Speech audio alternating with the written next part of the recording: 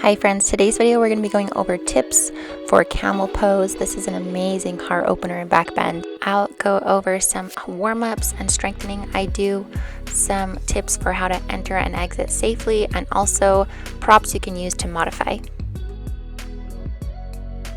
I know it seems very basic to go straight to cat and cow positions, but both of these are amazing for warming up the entire spine and learning how to create space not just in the low back where we tend to dump all of that in our back bends, but also the upper back.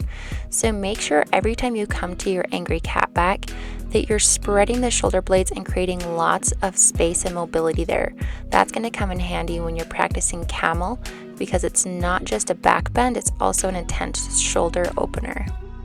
So as you inhale into your cow pose, pull the chest forward through your arms and take the gaze up as high as you can.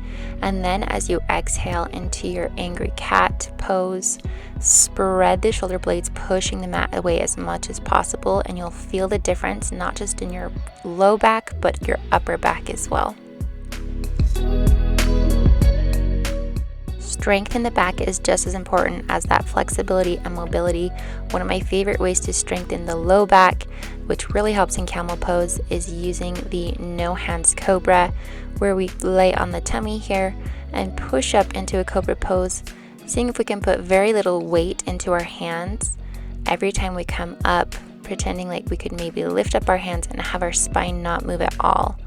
So eventually getting to the point where as you inhale up, you lift the hands off the mat, engaging that lower back to hold your weight.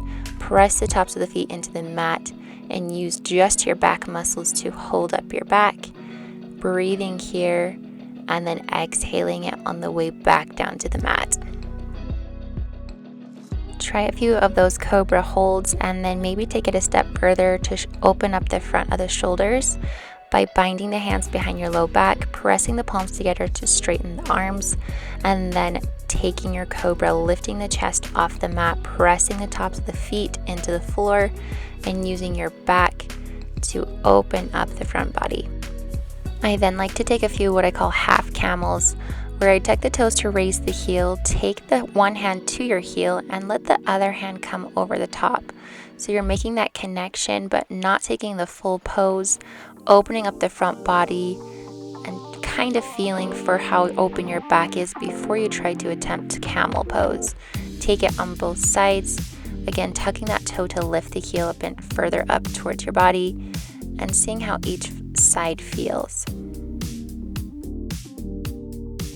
Another great stretch for the front of the shoulders is to sit on the heels with toes tucked, bind the hands behind the low back, and push to straighten that fist towards the floor, lifting the chest towards the sky until your fingers meet the mat.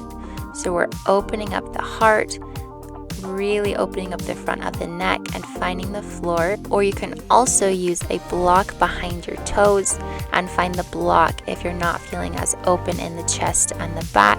When you feel ready to try out your camel pose, I suggest working through block progressions. So this is great if you have your yoga blocks or stacks of books.